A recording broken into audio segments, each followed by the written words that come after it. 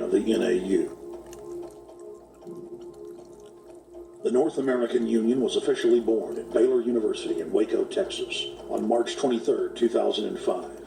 The leaders of the United States, Mexico, and Canada told the press that they were only meeting to discuss trade. It soon leaked that a secret meeting had been held during the Security and Prosperity Trilateral Summit. The three governments had refused to release the secret agreement to the people. In September of 2006, their treasonous operation was blown wide open. From September 12th to September 14th, in Banff, Canada, hundreds of elected and appointed government leaders from Canada, Mexico, and the United States met in secret. On the last day of the conference, someone inside the secret North American Union Forum leaked the agenda. The front pages of newspapers across Canada carried the story. The Judicial Watch Foundation submitted Freedom of Information Act requests to obtain the full agenda and minutes of the secret assembly. Many federal agencies refused, citing national security. The foundation finally succeeded and did receive thousands of pages of documents. The documents marked unclassified are the blueprints of a shadow government ruling by bureaucratic and executive fiat. The pages chronicle an already operating North American Union.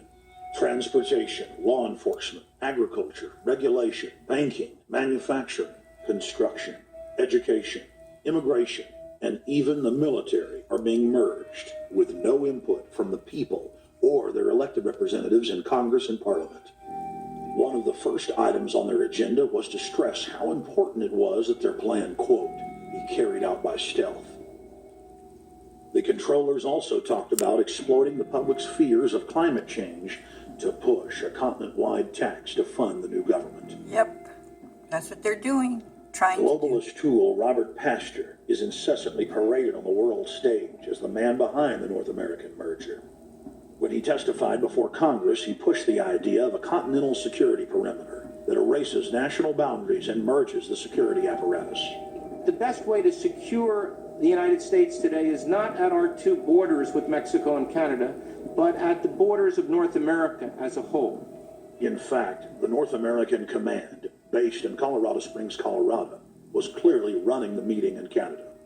For the past decade, the Pentagon has been training with Mexican and Canadian forces and has openly discussed using them inside the United States for disasters and to quell domestic unrest. Oh, no.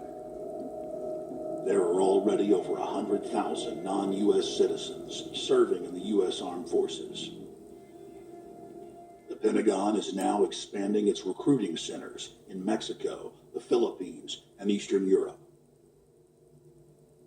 Big city police departments nationwide are lobbying to change laws so they can recruit non-citizens to join the police force.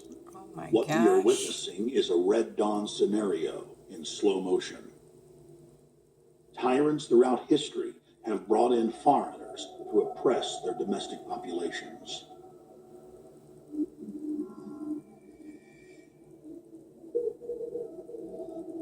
When their coup by stealth was exposed, the three governments went into damage control mode.